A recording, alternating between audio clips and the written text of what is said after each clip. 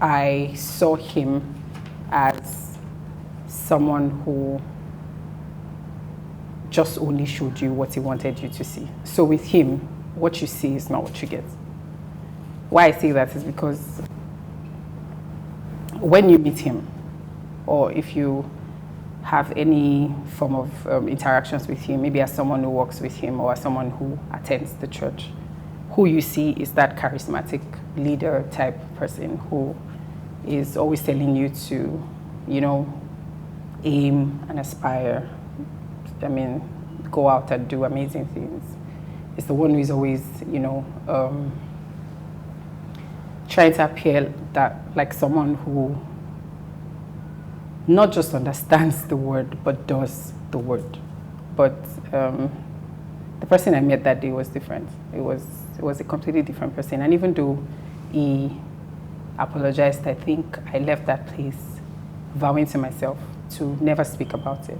I mean, I just felt like, oh, maybe if I don't talk about it, it will go away. Maybe if I never face it, then maybe it will just, magically disappear. Maybe I won't have to deal with it.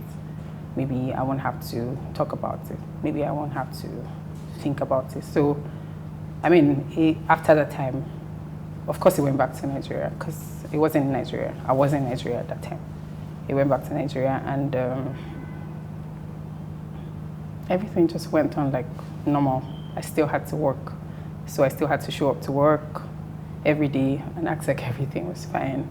I still had to, do things for church, despite the fact that I no longer felt like I belonged there.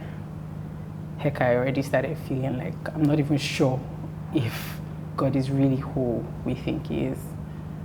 So, yeah, pretty much. I'm sorry.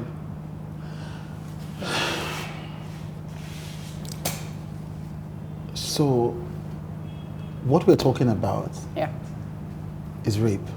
That's what it is. I didn't go there to have sex with him. I didn't ask to have sex with him. I told him to stop on countless occasions. Yes, you told me, yes. Yes. It was not, there was no consent. I didn't give my consent. Yeah. And I feel like that has to be clearly stated. Yeah. I didn't give my consent. Yeah. I didn't go there to have sex with him. I didn't come onto him. As a matter of fact, I never saw him as anything other than a pastor, a mentor. Yeah, so I didn't go there to have sex with him. I didn't go there to, And he pinned you down, as you were saying. Like, when this was, and I'm sorry to go through these things, because these are terrible experiences. But it's important for people to, I think, understand how these things happen. So first and foremost, you were in this situation where you couldn't even leave. You were working for him. You were in the house. You were alone, and you had made it clear. Not that it would have mattered, but you had made it clear. Stop. Yeah. And you had tried physically to get him to stop. Yeah. But he didn't stop. No, he didn't. He just told you to relax. Yeah.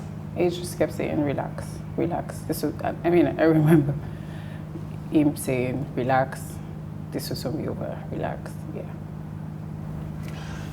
Now let's go back a bit. Okay. Because by this time you had been a member of the church for about 9 years? I'd been a member for about, say, 8 years. 8 years? Yeah. 2008? Yes. Okay, no, so I became a member of the church in 2009, so that would make it 7 years, I think. 7 years, right. Okay. And you say that you were just in the music ministry of the church. Yeah, so I joined in 2009. And a few months after, I joined I think it was July. And a few months after that, I joined the music team. There was only one music team at the time anyway. It was Avalanche. And this was in Abuja? Yeah. The church was in Abuja, yes. Yes. So this was the only music team at the time, Avalanche, and that's the one I was in. I joined, and I was in Avalanche up until, I had to move out of Nigeria to go do some other work for them someplace else. Right. And you moved out to Nigeria because they offered you a job. Yes. Yes. And you had said that it was his wife who made first contact? Yes. So this is Modele, his wife. Yes. So when I joined, I was pretty much a member, just a normal member. And even when I joined the workforce, I didn't have any relationship with them. COZA was my first church, you know. It was the first time that I was bringing myself to try this whole organized religion thing. Prior to that time, I wasn't the church type.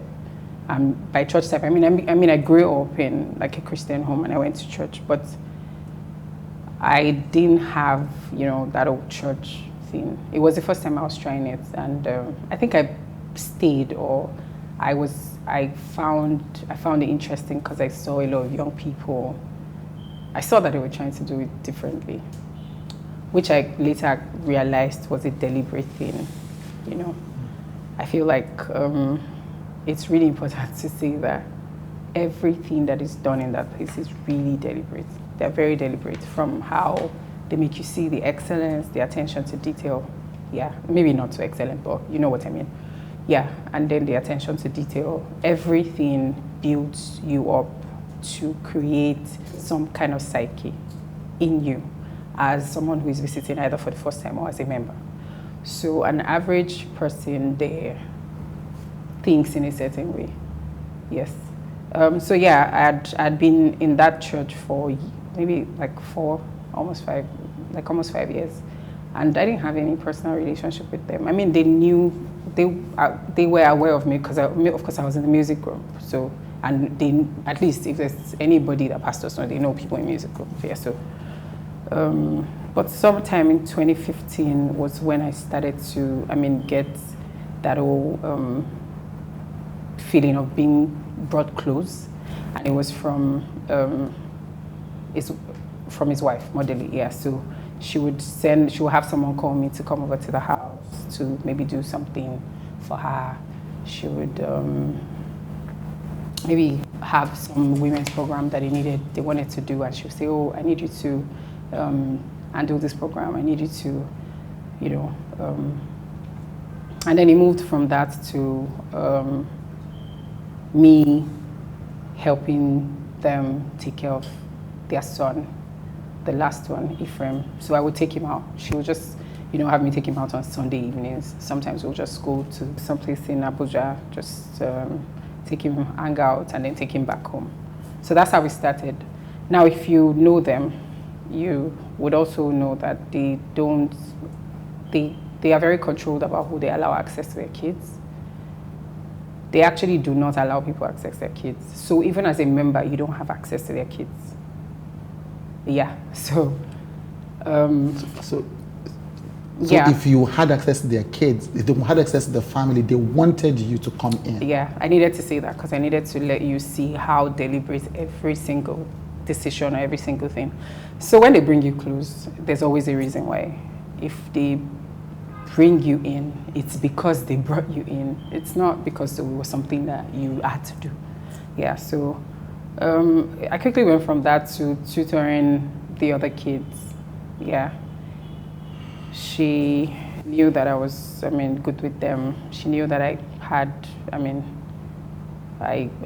to hang around them. She knew that I was good with them. So yeah, I'll go to the house, tutor them, I'll take them out, we'll hang out. And yeah, so pretty much that was how it all started, until she made me an offer to go to some other country where they were going to be in school at. So they were schooling, somewhere outside Nigeria. So at this time, you had been working with them for how long now? So I had not started working with them. So we're just helping them. Yeah. This seems like a very familiar pattern because I've heard this before from all the stories that we've encountered.